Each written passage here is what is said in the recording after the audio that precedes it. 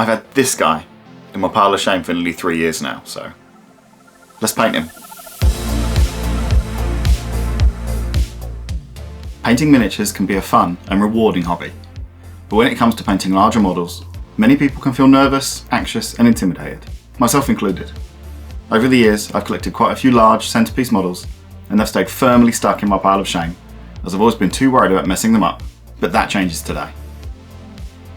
I'm going to take this Catan Shard of the Void Dragon that I've had for close to 3 years and try and help overcome my own hesitations and hopefully help you with yours too. So, let's jump into it. The prospect of tackling a big miniature can seem daunting, and understandably so. They're focal points of your army, so you want them to look as good as possible.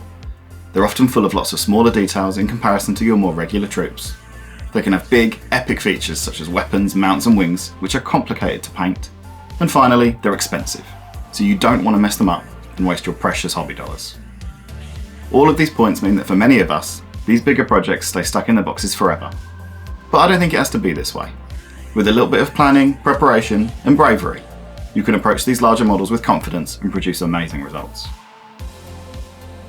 The first thing to do is to plan your paint scheme. You'll want to decide on your colours and figure out how you're going to apply them. For me, this involves some thought, research and planning, particularly if you're trying to match the colour scheme of an existing army or faction.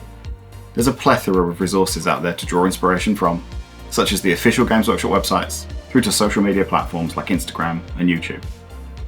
I think it's important to take the time to get this right, as it can save you a lot of hassle and headaches later on. For me, I'm going to aim for a highly reflective, chrome-style Void Dragon like the box art, but with a subtle green glow instead of the blue emanating from the muscle recesses, combined with dirty, worn metalwork, as that will tie into the paint scheme that I've used on the rest of my Necrons. Now that I've got my paint plan sorted, I like to make sure my workspace is nice and clear before I begin. I find it helps to give myself plenty of room to work comfortably and have all my tools and equipment on hand.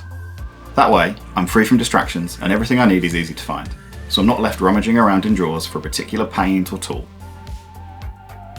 When it comes to working on big Warhammer miniatures, there are a few key techniques that can help to make the job easier and a little bit less daunting.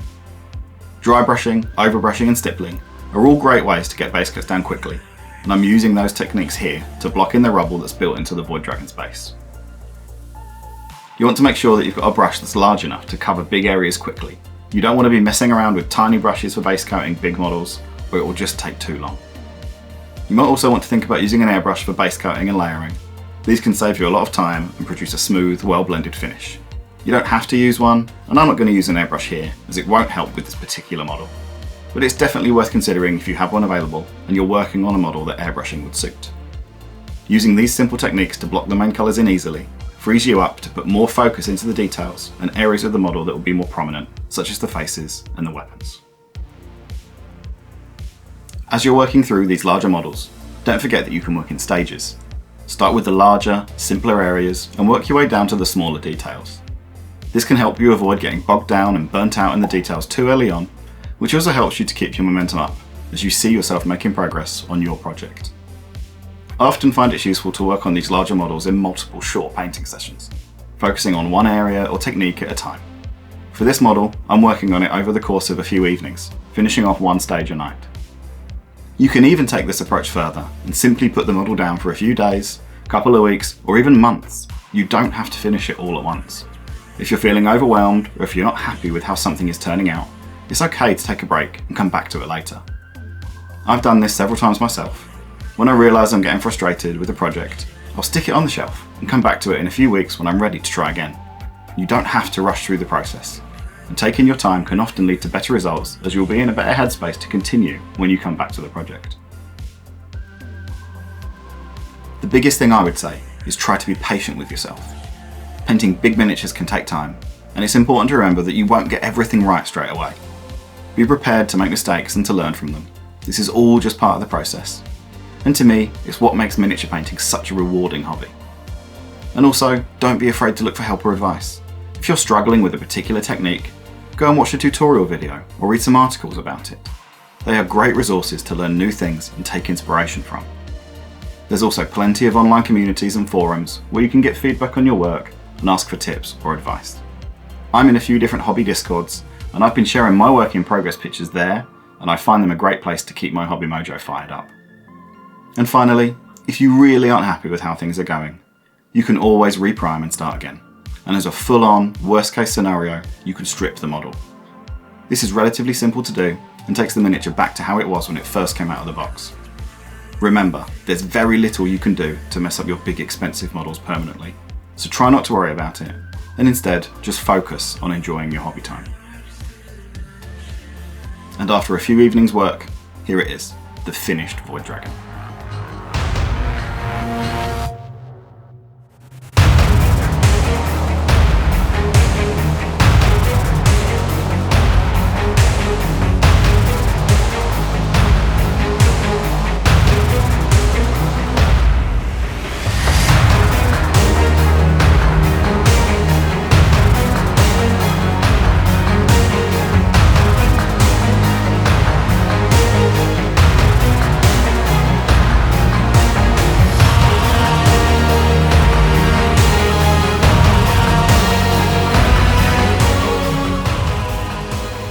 I'm really pleased with how it turned out, and particularly proud of the chrome effect that I achieved on the body. That was partly down to the preparation and planning that I did before I even picked up a paintbrush. It really shows what you can do when you put your mind to it and try to let go of your worries and apprehensions. I hope this video has helped you realise that painting your large Warhammer miniatures doesn't have to be a big deal, and instead can be a fun, rewarding experience. It helps if you plan your paint scheme and use the right tools and equipment to get the job done. Work in stages, be patient with yourself, and don't forget to ask for advice. With these ideas in your mind, I'm sure that you can now go away and tackle some big miniatures with confidence and achieve some amazing results. Thanks for watching. Catch you in the next one.